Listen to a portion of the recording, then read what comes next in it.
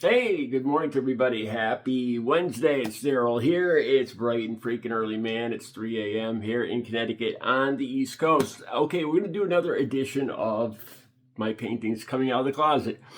I'm actually multitasking this morning. As you can see, I'm actually in the middle of my workout. There's my pull-up bar right there. I was just in the middle of pull-ups, and I was looking at my paintings, my artwork, and the last videos have done pretty well. I was pleasantly surprised to see how many people were interested in seeing my artwork and hearing the story. Let me go over it really quick. I am a recovering heroin and crack cocaine addict. I've been clean and sober for 18 and a half years. Actually, tomorrow, Wednesday, today's Tuesday, Wednesday actually is exactly 18 years and 6 months. I've been clean and sober since October 23rd of 2006. I've been completely clean and sober. Recovery is possible. I got interested in art. The last place I went into for detox was St. Francis Hospital in Hartford, and they had an art therapy room. There was a whole brand new floor for recovering addicts, and they had an art therapy room, and it got me interested in this. And once I came out, there's a whole video talking about this. I'll put the link down below so I don't have to bore you with it. Okay, the next thing I want to talk about, because a lot of these paintings have to do with this.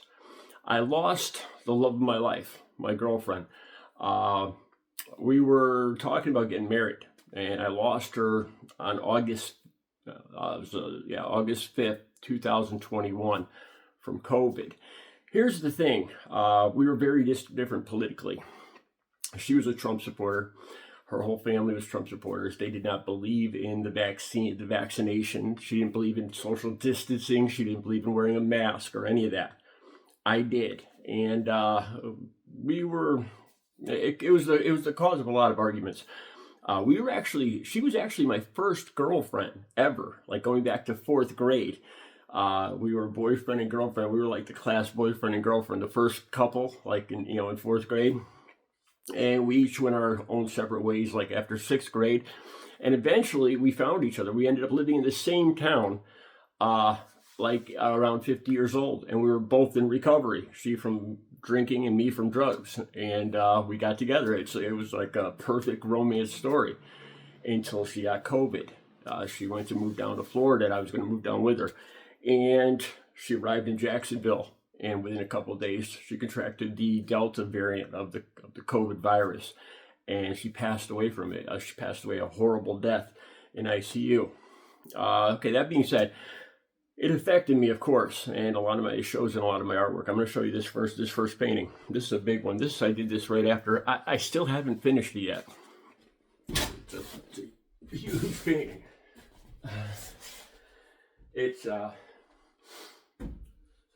It's a beach, a setting sun, and these are her flip-flops. It's a setting sun. We used to love to go to the beach. We take trips to Cape Cod every year, and like I said, those are her flip-flops. Her actual flip-flops that were left in my house. A lot of her stuff is still here. I don't know. I don't know if I'm ever going to date anybody again. It left a huge hole in my heart. And, when I hear people talking about anti-vaxxing, I'm probably the wrong person to bring that up in front of right now, or anytime. All right. Let's start in the closet here. Okay. I use a special method to do this. It's called the pour method. POUR. If you look it up, if you Google it, if you check it out, if you search for it on YouTube, you'll see what I'm talking about. And I actually use a straw to blow the paint after I put the paint on the canvas. And this one came out especially good. It's an abstract, I guess you could call it. And I like the way that it looks like abstract flowers. And I've gotten offers to buy this, and this is one that I refuse to sell so far, because I know I'll never be able to do another one like this again. Okay. We got plenty more to go. I've been putting all the paintings that we've done in the last 2 videos right here, and we still got almost 100 left to go. All right, here's one I wanted to talk about for a while. This is a recovering piece about recovery. And I feel like I got my soul back when I got into recovery. Not only that, I feel like I came out of the shadows, and into the light. back into society, back, being a useful member of society again. And that's what this represents. A hand coming out of the darkness. You could actually, I put the outline of the body there, the chest, the arm, and the hand. The hands are tough to paint and draw with all the tendons. And I'm pretty good doing wood grain too. So yeah, it's one of my favorites. All right, let's see what else we got here.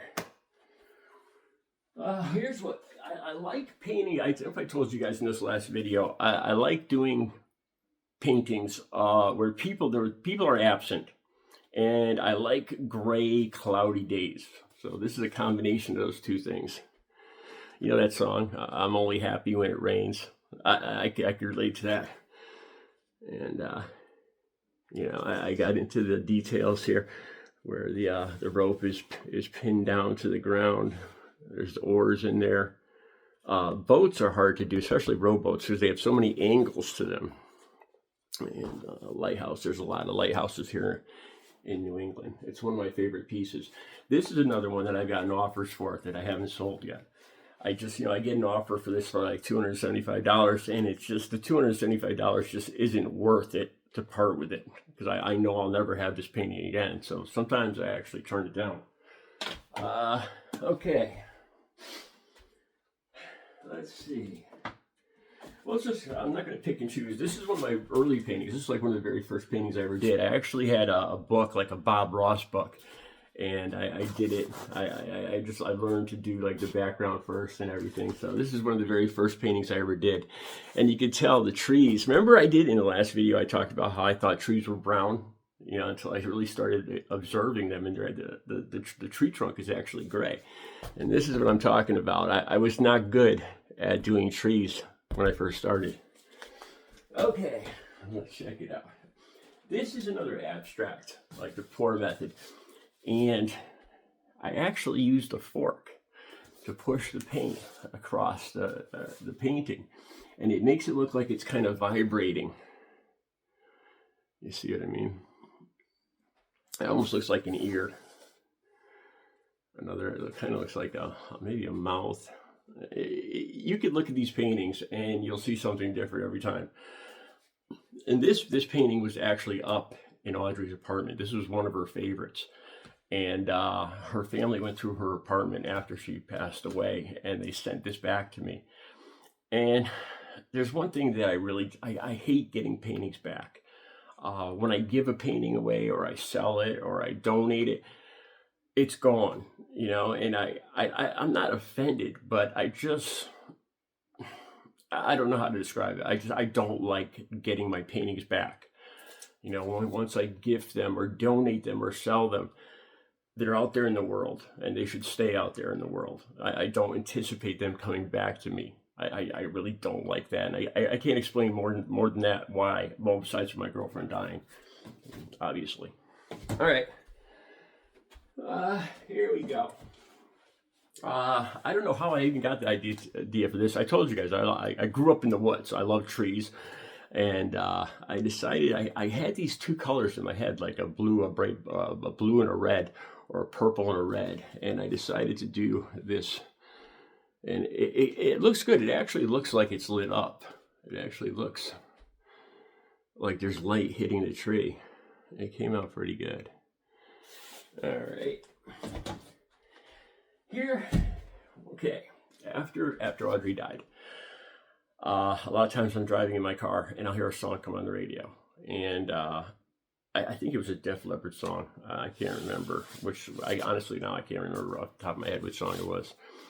And I remember the feeling I had. I just wanted to, the anxiety, just the overwhelming sense of loss. And I wanted to paint that. I wanted to represent that. And, how would that look? And I came home and I took a picture of myself. I got the lighting right. And I'll see if I can put this picture, the actual picture I took that I did the painting from. I took a picture of myself screaming with my mouth open, looking up at the sky. Just, that's exactly how I felt. Just anguish. That nothing can make you feel better. Just a sense of loss. And this is what I initially painted. It's from an actual picture of me. Here's the thing. People have asked me to do portraits, and I'm not comfortable painting faces. I have a hard time painting faces. Uh, they're one of the hardest things I ever tried to paint. Just one little teeny brush stroke, especially with the eyes, and it changes the whole emotion. It changes the whole facial features. It's a very hard thing for me to do.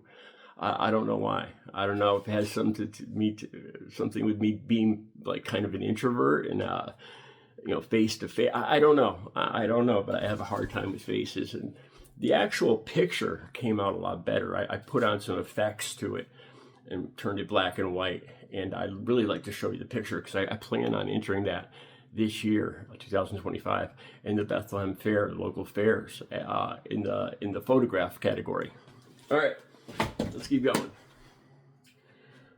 Okay, here's one. I get compliments sometimes when people say that they think it's an actual picture, that they can't tell that it's a painting, and I've had people say that about this one before.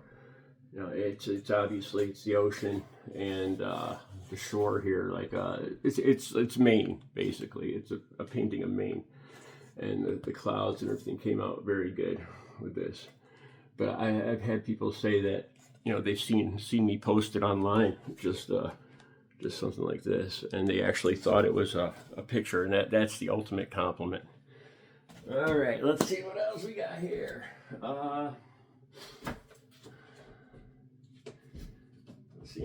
Here's a few that I knew there was a couple that I wanted to talk about before I run out of time. We're going to do more of these. People like these. I've been getting a lot of views and I've been getting a lot of positive comments. So there's going to be more of these out of the closet paintings. I got at least enough for 2 or 3 more videos. Okay, I just want to talk about these.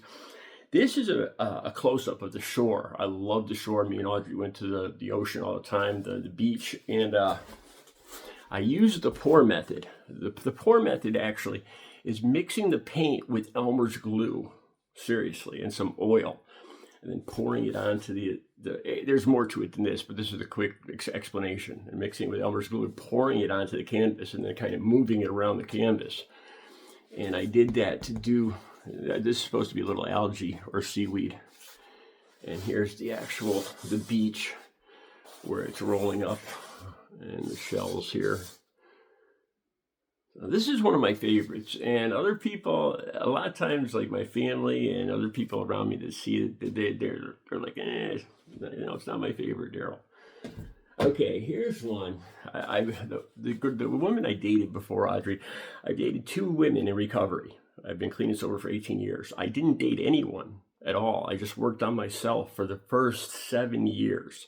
From the time I was 40, I first got clean, so I was 47 years old. I just kind of rebuilt myself. Went to NA meetings, AA meetings. I lost 90-something pounds. I got all my teeth fixed. I bought some clothes. I got a new apartment. I rebuilt myself. I got my faith back. I made my amends. I made reconnections with my family. And then once I felt comfortable getting back in a relationship, because I had a very strong cross addiction between sex and crack cocaine. And so I really needed those 7 years to kind of separate those 2 things. And it worked for me. Anyway, the first girl I dated, it was sad. We broke up. I broke up with her. And she had an ex and a child.